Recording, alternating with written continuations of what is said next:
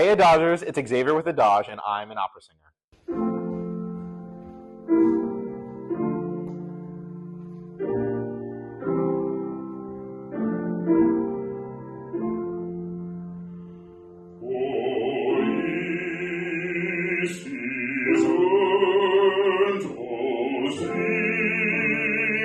So the way I got into opera is kind of roundabout. I feel like most singers start off in high school with like musical theater, and that's kind of the route that I thought I was going down. And then as I started growing into my more bass sound, my bass voice, I pivoted towards classical voice. And I saw my first opera actually at Carnegie Mellon. I saw Handel's Rinaldo, and I just kind of fell in love with the creativity, the way you could place opera in a different setting and it still be the same opera, it still makes sense.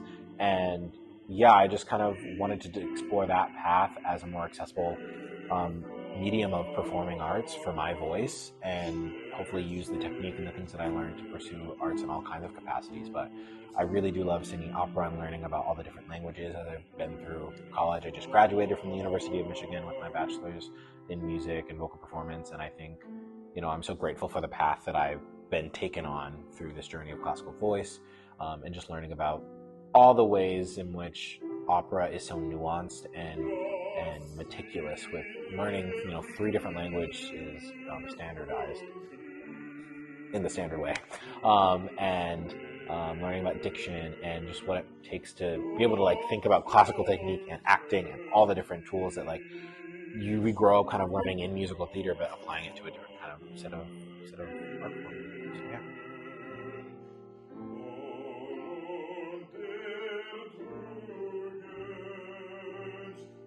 Opera, I honestly, you know, I didn't really know everything I was getting into when I started my opera journey, and I fell in love with it in a really surprising way. Like, I didn't expect it to be something I wanted to pursue even further. I'm like going to get my master's in vocal performance at Indiana University in the fall, and 4 years ago, me would not have thought that I would be doing that.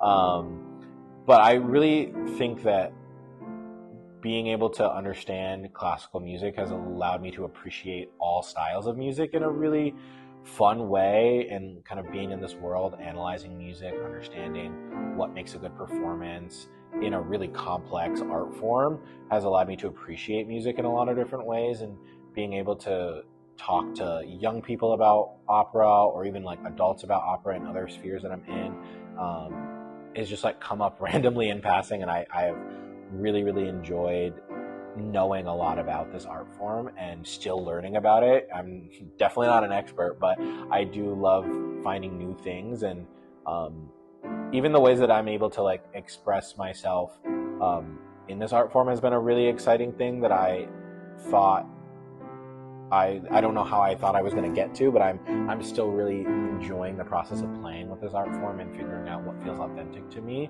versus kind of standard musical theater rep where it's all in English, and you kind of get the gist. There's a lot more nitty-gritty work, or just different nitty-gritty work that goes into learning opera with kind of a language barrier, and finding myself in that has been really, really exciting.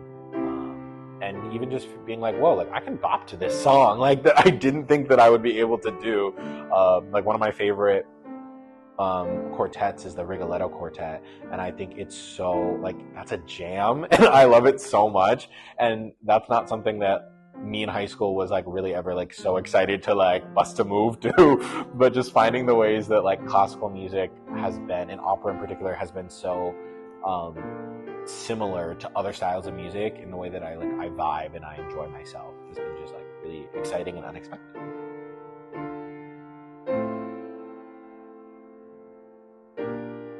I definitely think opera is for everyone. It might seem unapproachable at first because they're mostly in German, Italian, and French, and not everyone, especially like in America, speaks those languages.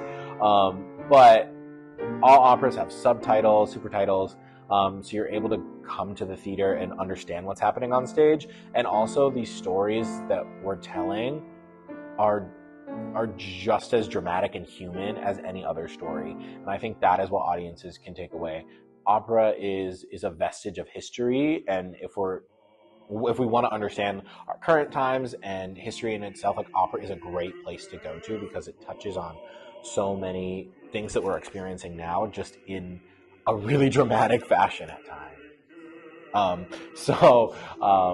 That has been really something that I have found to really enjoy and come to admire about the art form, and why I think everyone can take something away from it. Because when you're watching an opera, you might be a little bit like, why are they singing the same thing over and over and over? But when you really dive into the meaning of what's being said, the characters that are on stage, how they relate to one another, the political and social relationships that are happening on stage, like, you can find so much to relate to in terms of your personal life, current, political and social times that we live in. There's so much you get to take away from it, no matter what time period you're in.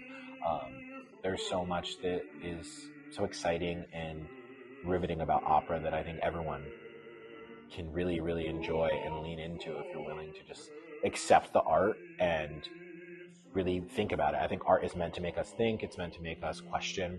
And if opera is doing that for you, you're taking something away from it. And that's how most art is. If you're looking at a painting, if you're going to see other musical performances, they should be making you think. And opera, for me, does that a lot, where I'm like, what is this about? Where is this going? How is this reflecting my life or the life around me? Or how is it not? And what am I taking away from that? And I think everyone can have that experience if we lean into it a little bit.